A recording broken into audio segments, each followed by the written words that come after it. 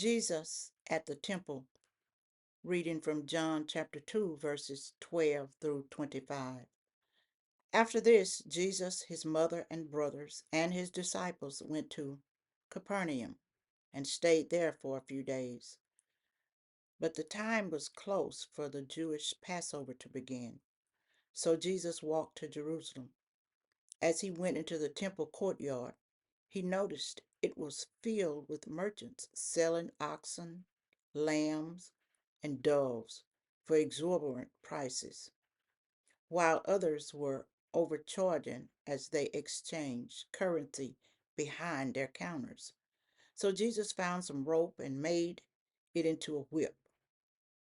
Then he drove out every one of them and their animals from the courtyard of the temple. He kicked over their tables filled with money, scattering it everywhere. And he shouted at the merchants, "Get these things out of here. Don't you dare make my Father's house into a center for merchandise."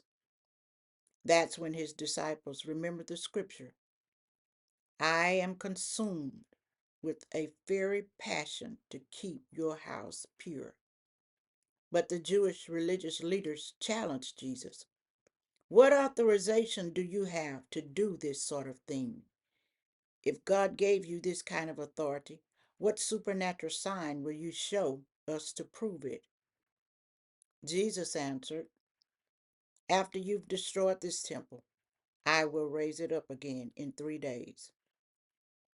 Then the Jewish leaders sneered. "This temple took 46 years to build, and you mean to tell us that you will raise it up in 3 days?" But they didn't understand that Jesus was speaking of the temple of his body. But the disciples remembered his prophecy after Jesus rose from the dead and believed both the scripture and what Jesus had said. While Jesus was at the Passover feast, the number of his followers began to grow, and many gave their allegiance to him because of all the miraculous signs they had seen him doing. But Jesus did not yet entrust himself to them because he knew how fickle human hearts can be.